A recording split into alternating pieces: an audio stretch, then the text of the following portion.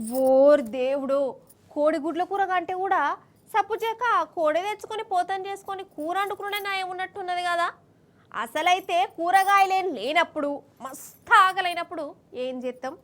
నేనైతే సప్పుచేక ఒక ఉల్లిగడ్డ కోసి రెండు కోడిగుడ్లు టప్ప టప్ప కొట్టి కోడిగుడ్ల కూర వండుకుంటా. మా ఇంట్లో ఎప్పటికీ కోడిగుడ్లు స్టాక్ ఉంటాయి. కానీ ఇప్పుడు కథ గట్లలేదు కాదు. కోడి కూర ఎంతున్నదోలా 182 ఉన్నదా అంటే పర్లేదు, మరీ ఎక్కువ కాదు తక్కువ కాదు.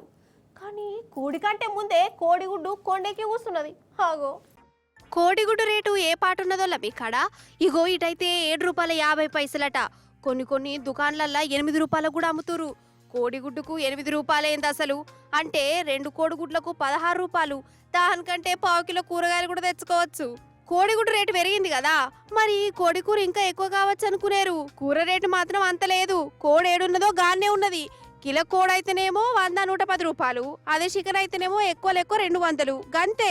కానీ కోడి పెట్టే గుడ్డు మాత్రం 8 రూపాయలు. మరి ఎందుకు ఇంత ఫరకు అంటే చలికాలం అట, డిమాండ్ ఎక్కువ ఉంటది. కానీ ఈ తాప కోళ్ల ఫారంలకు వెళ్ళి సప్లై తగ్గింది. అటు మీది బాజుకెళ్ళి కూడా మన దిక్కు అత్తలేవు. అందుకే ఈ రేటు పెరిగింది. చూసినవా ఇక అసలే కూరగాయల రేట్లు మస్తు పెరిగినాయి రా భగవంతా అంటే ఇప్పుడు గుడ్డు కూడా వాటితోని పోటీ పడి దాటిపోయింది.